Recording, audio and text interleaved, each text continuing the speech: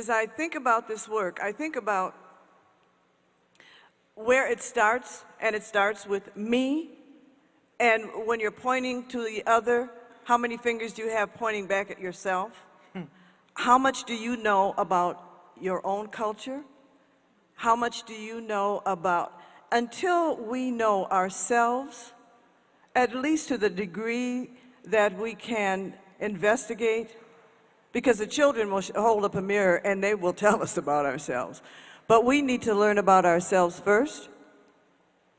And I want you to think about that, because in Minnesota, and I can say this because we are friends, we are in community in this room, and I am from Minnesota, but I come from a long line of people who were not of Minnesota. But they were people who cared about their children. I am the product of people who were part of the Great Migration. My father was from Mississippi, my mother from Kentucky. And so there's a lot of culture, there's a lot that comes along with their experience in segregation, their experience in having come north and found that there were opportunities and smiles, but there were doors that were shut. And sometimes we don't realize that our minds are still shut. We do have biases. We do shame, blame, and guilt. And that's not what we want for our children. That's not what we want in this new paradigm.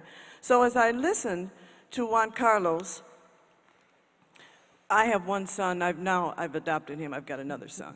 So as I listen to Juan Carlos, he reminds me so much of some of the voices of the children who have taught me so much along the way. When we talk about education, excellence, and equity, social emotional learning, we're talking about the whole person. The whole person. So I know we all need some ideas about tools. We need some pathways to get there, which Juan Carlos is offering. But it's not a quick fix. It does start with, am I open? Am I ready? Am I going to embrace? Am I going to see through the lens of the other? I want to read to you something that my greatest advisor wrote for me last year when we had our first event called Everybody's In, and that is based on Community Educators publication and research by Dr. Patricia Moore Harbour. So that is one of the books that Juan Carlos has mentioned that you should hopefully get in your library and not just let it sit there, but read it, because there's a lot to learn from it. And I contributed to the book, so. But the contribution that I want to share with you, I go to my advisors, who are the young people, and if I'm to speak to adults, and I ask them, what am I supposed to say? I'm not a kid anymore. And I ask my grandson, who is my speechwriter, he's 12 now. No, he just turned 13. I can tell because the hormones are starting to stir up and his parents are having some angst about that. Anyway, I said, well, what am I supposed to say to these people when I talk to them about what it is that children want? What are young people looking for when we talk about Everybody's In? He said, we need someone to explain what we don't understand. I'm going to editorialize a bit. So how can I explain to you what you don't understand if I don't even understand myself? We need help in school and outside of school with life experiences. Do we listen to the children? Do we listen to each other? Do we listen to ourselves?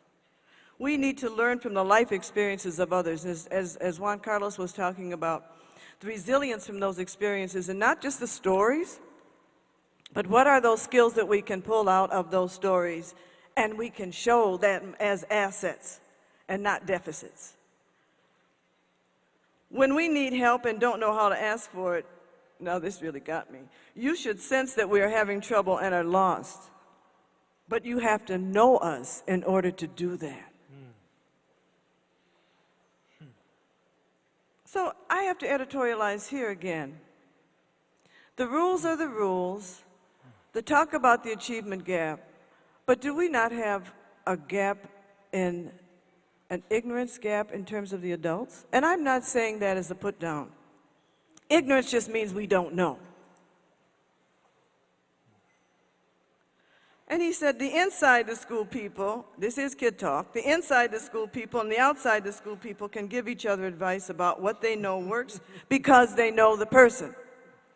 So, when I was challenged by my students and my own children, why do I have to keep learning all this stuff about dates and all of this stuff that we have to memorize and we spit out on a test, and I'm not going to use that. Why do I have to learn that? And I had to try to make up something like, because it's the math part of your brain that they're probably trying to exercise so that when you go out and use it in a different way, that part of your brain has been trained so that you go, I mean, you know, I had to falsify because I really didn't have the answer that made sense to them. In other words, they were saying, what is it that you're teaching me that I can use in this life? I already know some things. If you would just help me to identify them, then I know exactly how to navigate, and you can help me if you know me. Does that make sense? So there's a lot more that I would like to say, because when you've lived and become known as an elder, you've got a lot of stories to tell.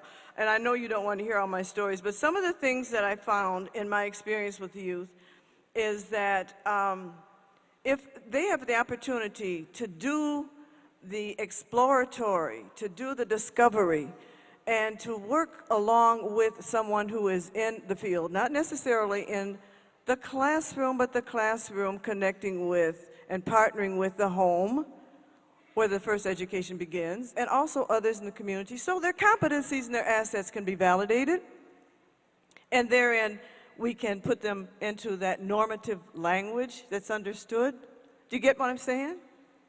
If we are helping them to validate that which we expect them to know, but not just by testing, but by doing, by having the opportunities of discovery and exploration.